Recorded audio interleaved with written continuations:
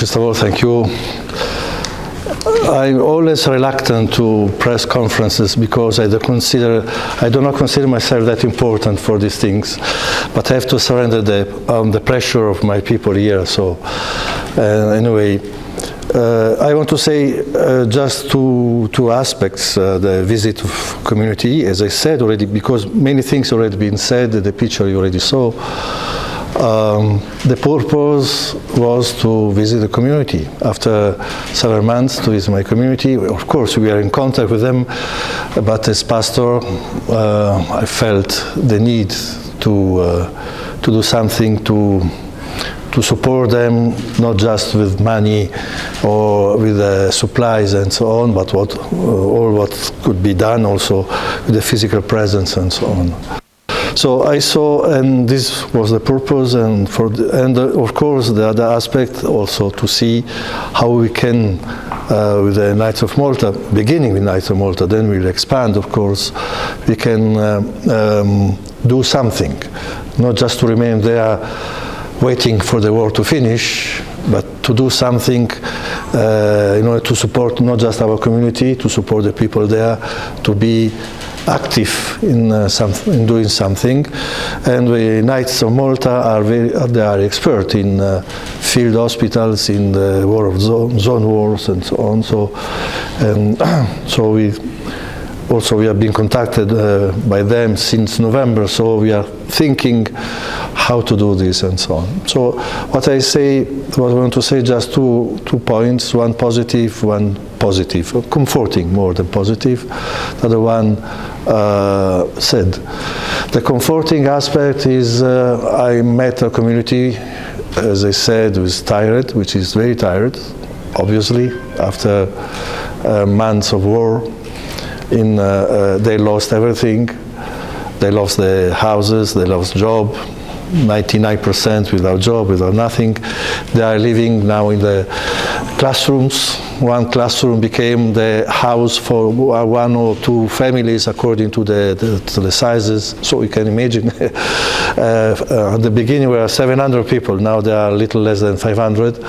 The situation was very complicated, it is very complicated. From the humanitarian point of view, the situation improved, I have to say.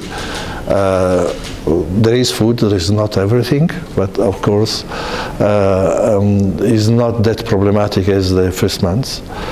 But as I said, what is comforting is I saw a community which is well organized, active, able to live in this situation with the right attitude. As I said also in the homily, I suppose you already catched it, I didn't hear in almost 4 days one word of anger, nothing. Pain, suffering, complain, of course, you cannot not to complain, but not anger or resentment and so on, which is, something not to given for granted. And this is something very positive, I really appreciate it. Despite the everyday issues of families, because you can imagine there is no privacy at all for all of them, I saw anyway community united, well organized, concerned about the future. What was interesting, there was no reason to talk about the past. The chronicle, we know, unfortunately. What about the future, their future of the children? And the main concern they have is about the school. This year the school was lost, the academic year, the scholastic year is lost. But what about next year? What about the children? There are dozens of children just inside the compound, but also all around. It's full of children. What to do? The houses, of course, all the houses are destroyed. You cannot imagine to remain in such fragile situation for years. So these are legitimate concerns. But once again, the fact that they are thinking about the future is also very comforting, very nice. The sad part, what is said, it is, entering and arriving there, and also when I have to go outside. I went outside just once to visit the bakery. Everything is destroyed. It's very difficult to find one house complete. Also, those who are living now in some houses here and there are houses that are not livable, but at least they are under roof in very precarious conditions and so on. This is very sad. I mean, very frustrating also, and a lot of rebel, a lot of say in English, mondizia, come si dice? Garbage everywhere. As you know, all the infrastructure is destroyed. A lot of people living nowhere. So this is something that is really very sad and very discomforting, I must say. But anyway, and a lot of questions about the future, what will be, when this war will finish, how it will finish, what will be, how, a lot of questions that everyone is putting, not just themselves, but more than that. See, this is what was my experience. I remained there almost 4 days. I wanted to be with them. I met all the families, which was in a certain way much easier because are all there. I visited, of course, also the Orthodox parish. The bishop and the priest there, the parish priest, were very welcoming. It was nice. It was necessary to be all together, united, and I tried to listen all to them. All of them, one by one, also to remain with them. Even if we didn't have immediate solution for all their situation, but sometimes, even if you don't have solution, to be there, I think is important to bring the comfort, the solidarity of all our churches. This is what I wanted to do, and this is what I did. And now, concerning the future, we will continue. Also, the purpose was because when you are in a war, in this fragile situation, the risk is that you see everything from your fragile situation. So everything is very, very scaring. So I want to assure them our support, the church support in everything, and that we will be there. We will not disengage at all, on contrary, and also the project with the Knights of Malta is a clear example, but we will continue to help them as much as we can according to the actual conditions, but we'll be there anyway. That's all. Okay, so please, I repeat again, no live transmission.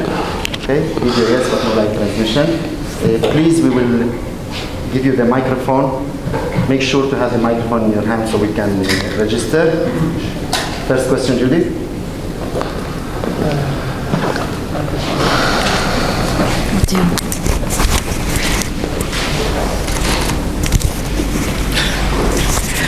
Hello.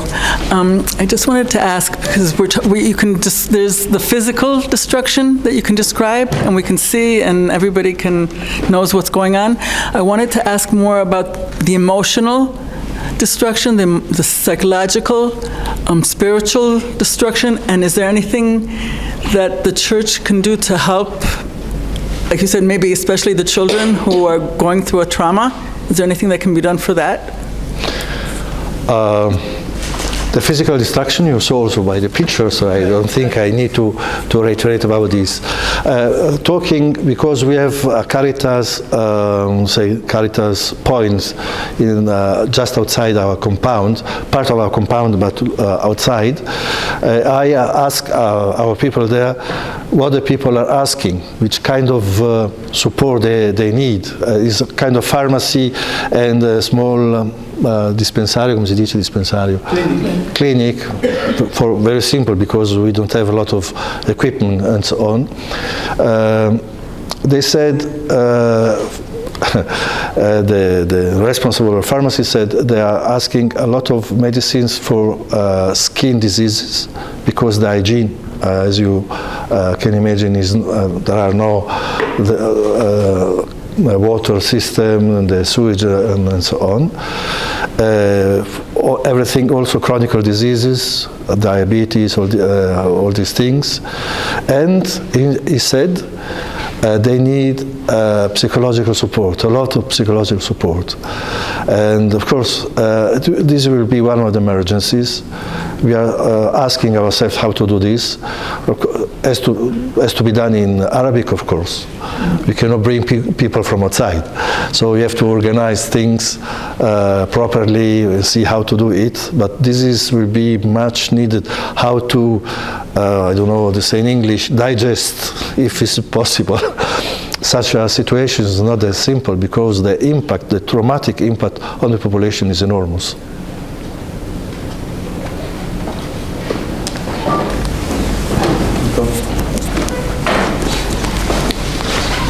Welcome back, Cardinal Pierre Battista Pizzaballa. There's only one question. That there is rumor that the Americans, with the seaport they established during the last month, they are encouraging the Christian community to immigrate to Canada, United States, or Australia. Is that true? And the second question. You said one question. This is the second. Okay. Who arranged the security of your stay at the Gaza Strip? So, concerning the second, as Farid already said, this is not part of the discussion.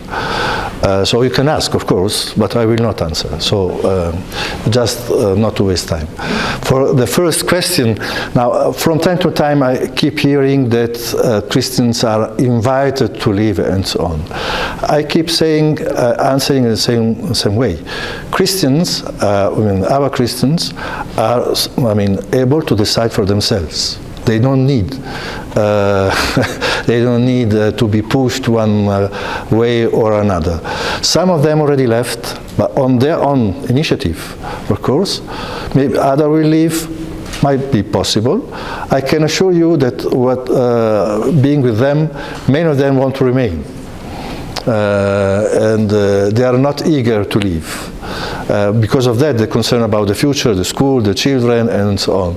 And because of that, it's very important, urgent to give for us as church immediate answer. Immediate and concrete answer in order to assure them that there is a future for them.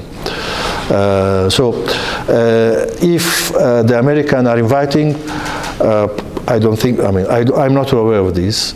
I'm aware that this port they build, is to bring in humanitarian support. If they're for other purposes, I'm not aware, I don't know.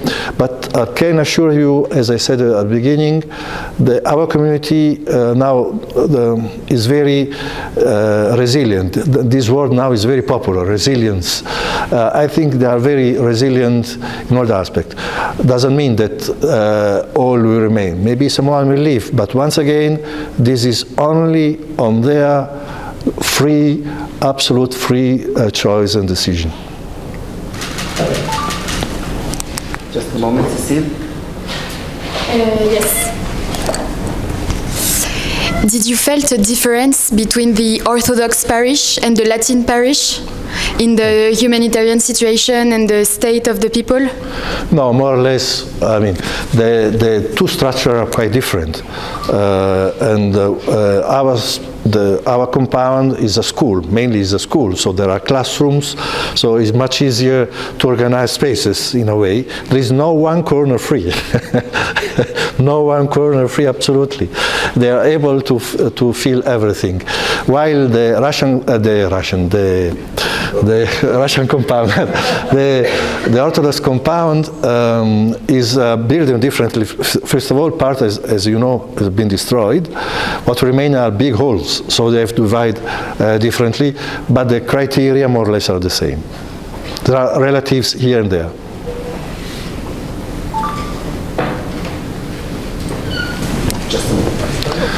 No. He will decide. Don't ask me who will.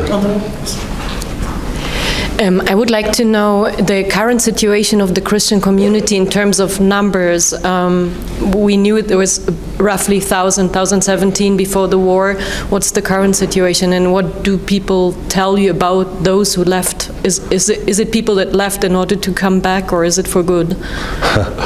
Now, in the Holy Family compound, there are 450-something Christians, and then we have to add about 60, little less than 60 children and less children of the Mother Teresa sisters. While in the San Porphyrios compound are about 150 Christians and about families for about 40, Muslim families for about 40 people. If those left will, there are about also 40 to 50 Christians in the south. They were living in Khan Yunis, and they are now they cannot come north. They are stuck there. Those who left, if you will come back, they will come back. Who knows? I'm not able to answer. And now it's very unpredictable situation. First of all, you have to wait for this situation to finish, and then we will see. Also depends on what they are doing, how they are living in their, suppose, this is my guess, in their new place. I don't know. Please, before the question, just mention the names of your agencies. Please. Hi, Nicolas Rouget from Libération in France. I had two questions. One was about the security situation. Like, obviously, there's still fighting going on, drones going overhead. How is that felt by the community?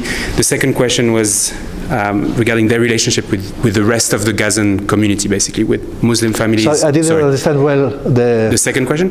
The second question. What's the relationship at the moment with the rest of Gazan, like the rest of the Gazan population, given the breakdown in, family structures and so on and so forth? Now, concerning the security, we heard continuously fights and explosions continuously. Some of them close, some are fired, almost continuously. At the beginning you are a little bit impressed, then you got used, and the people, also the children, for them is there is a fight, and there is an explosion. You feel also you are a little bit shaken, but nothing, no reaction at all. It's very difficult to understand. For me, it was difficult. Sometimes they said this is Deir Balah, this is Jabalia, and so on. For me, it was impossible to understand where this was. But you felt that the fights are ongoing. Sometimes also with not just bombs, but also exchange of rafike, we say, firearms and so on. So, but I mean, it became quite normal for them. This is what I perceived and so on. Concerning the relations with the other population, as I said, I went outside just once for the bakery, but our people are in connection with all, of course, especially with the neighbors. When the food, the supply arrived to our compound, part of it, of course, is also for our neighbors. And so the relations are quite good also. And the center we want to create now for the distribution of supply is in our neighborhood, is outside our compound, and so also the field hospital we want to do will be outside. So the relations with the people outside right now are quite correct, quite good. There's a kind of natural solidarity among all. Passiamo all'italiano. Yes. Okay, in English. Yes. Okay. You explain us about the relationship between Catholic, Roman Catholic and Greek Orthodox, and this community who lives together since 6 months and is open to Muslim, to other people. Is a sort of, do you see as a pastor, a sort of ecumenism of the sufferance that could be a message for all the church, not only for Gaza? Of course, it's a message for all the churches. I have to say that this is for us not just a news. It's not a news. I mean, our families are all living together, and the Catholic, the Roman Catholic, called Latins here, in Gaza are about 130, 150. All the remaining are Orthodox, but I mean, you never know there who is Latin, who is Catholic. Not just in Gaza, everywhere. The bishops here can confirm. So I hope that this model can become quite common also in other parts of the life of the church. I mean, we are not only the church who should receive support from the others. We have something also we can give to others. This is one of them. Italiano, Alessandra? Italiano. Buonasera, grazie, ci scusiamo di dover ripetere quasi tutto.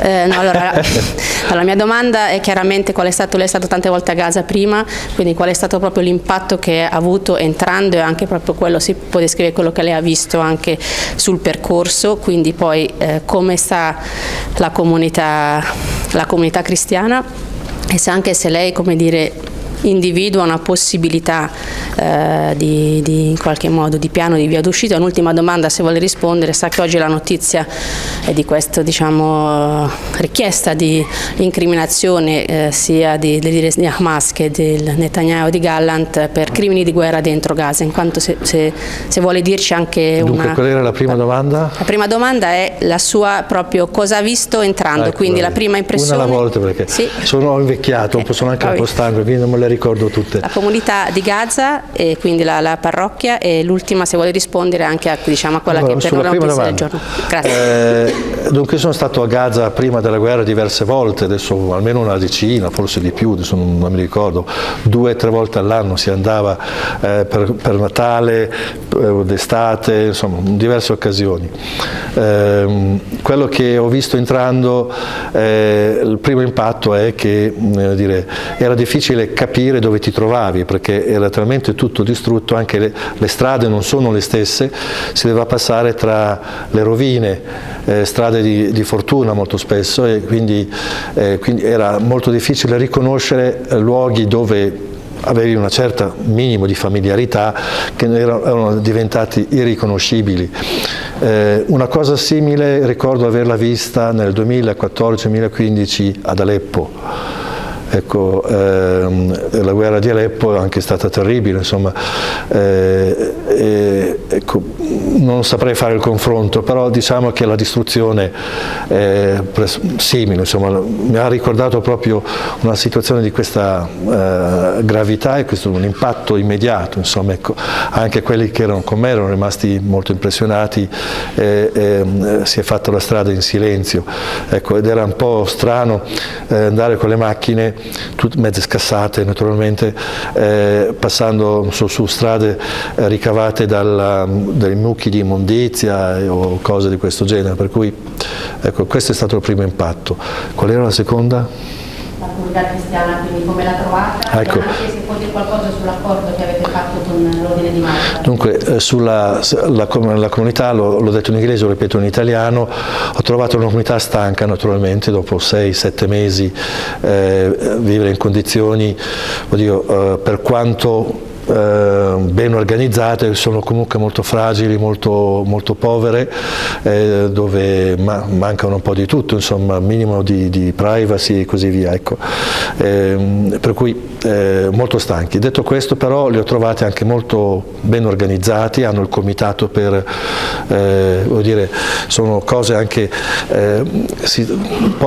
sono tornati un po' come era una volta, insomma, fanno da mangiare per tutti, con fuoco di legna, i mobili distrutti ce ne sono a iosa, quindi il legno si trova, insomma, ecco, fuoco di legna, con questi grandi pentoloni dove lo stesso cibo per tutti, un pasto solo naturalmente, ecco, c'è il comitato del cibo, c'è il comitato delle pulizie, si sono fatti i comitati per organizzare proprio insomma la vita, sono stati molto bravi, ecco.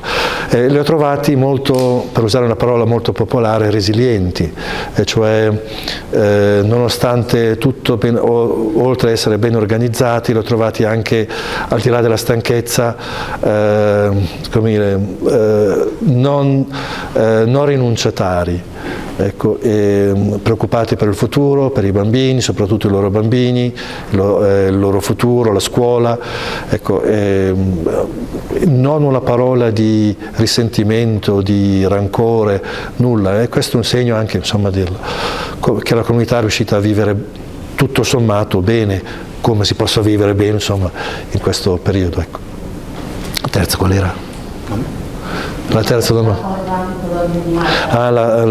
Dunque l'accordo di Malta, durante le prime fasi della guerra verso novembre siamo stati contattati dal grande ospedaliere, dal gran cancelliere, insomma le autorità dell'Ordine di Malta. Dissi loro non è questo il momento di intervenire, adesso c'è la guerra in corso, attendiamo.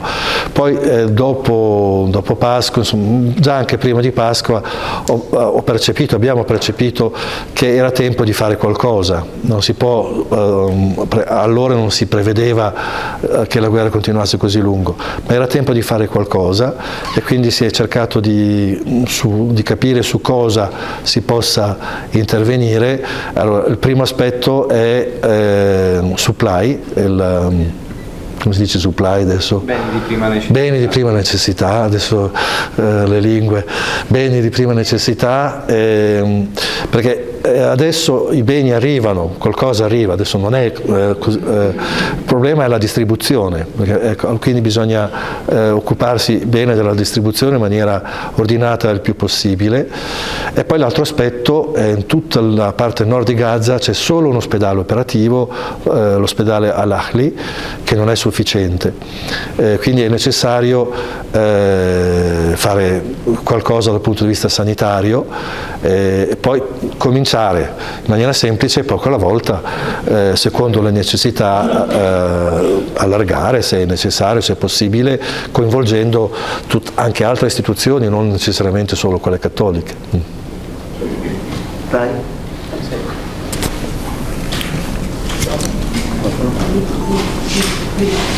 Grazie.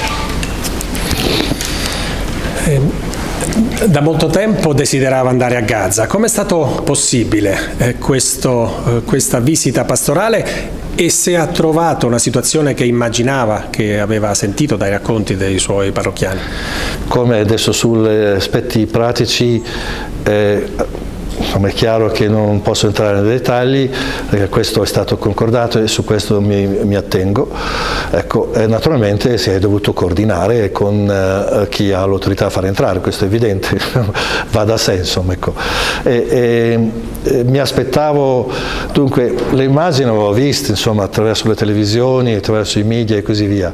Ecco, però quando le incontri de visu, insomma, realmente hanno un impatto completamente diverso, anche perché non vedi solo le immagini, non vedi soltanto la distruzione, vedi anche le persone che lì vivono e questa relazione stringe il cuore.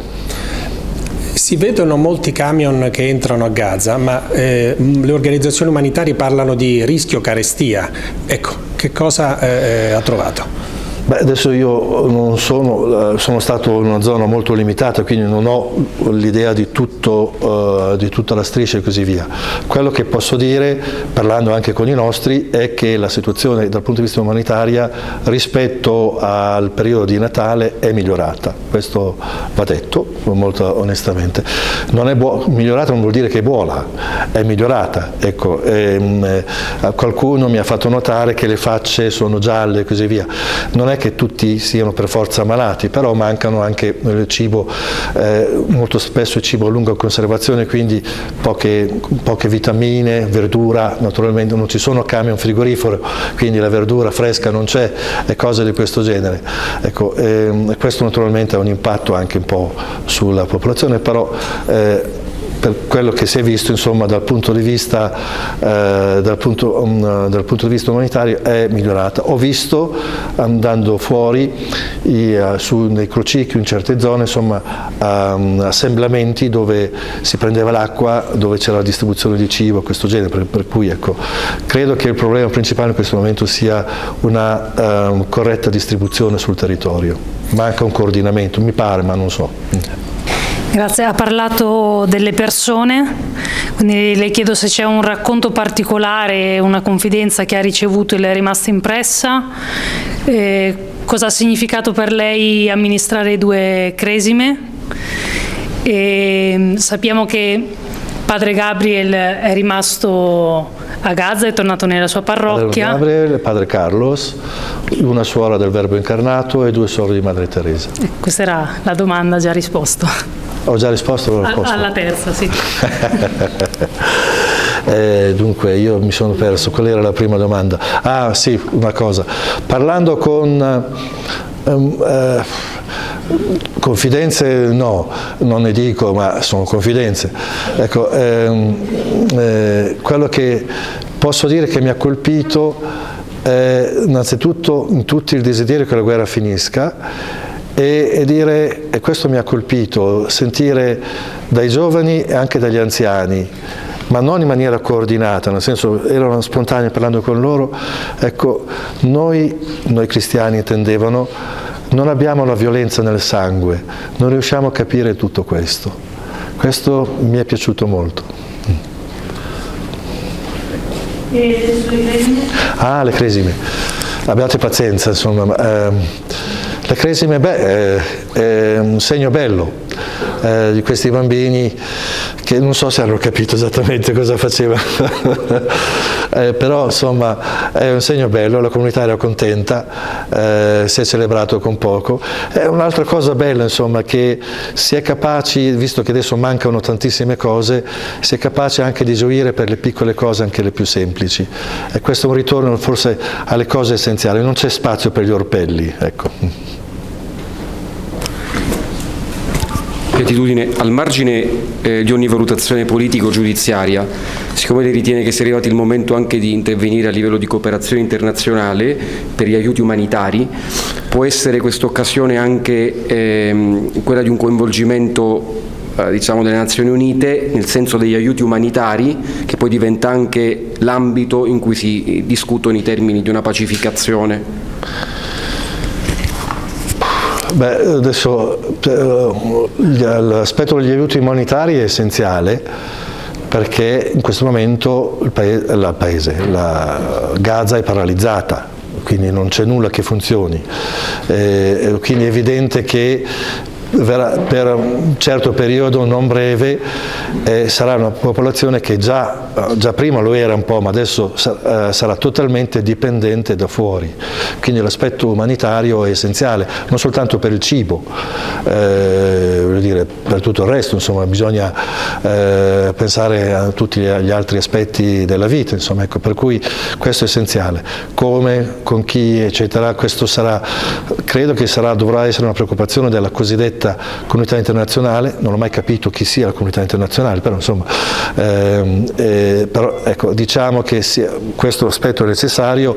Sarà necessario anche vedere come, in che modo avere un coordinamento nel territorio di sostegno, e può essere la prima fase, primo aspetto, per poi cominciare a espandere alla programmazione. Ok, adesso c'è la distribuzione umanitaria, ma poi bisogna pensare anche alla ricostruzione, alla ripulitura, non so come dire, della striscia, cosa fare dopo, come programmare. Sono tantissime le questioni rimaste sospese, ma in questo momento credo che non ci sia lo spazio neanche emotivo per parlare di questo. La prima cosa è cessare le ostilità. One more in English. Possible, yes. So we don't know how you managed to get in, and it should be your secret, but you made it, and you said yourself it changed just being there vis-à-vis just seeing the pictures, it's a different thing. Would you call for others in your situation, meaning other church leaders, other bishops, politicians, diplomats, to do the same effort and go in and see with their own eyes? I'm in favor of the breaking of these closure, of course. I mean, I was of this opinion before, now even more. Marianne. A small question. When did you exactly enter? Which day? This is not relevant. Thank you, everyone. Thank you.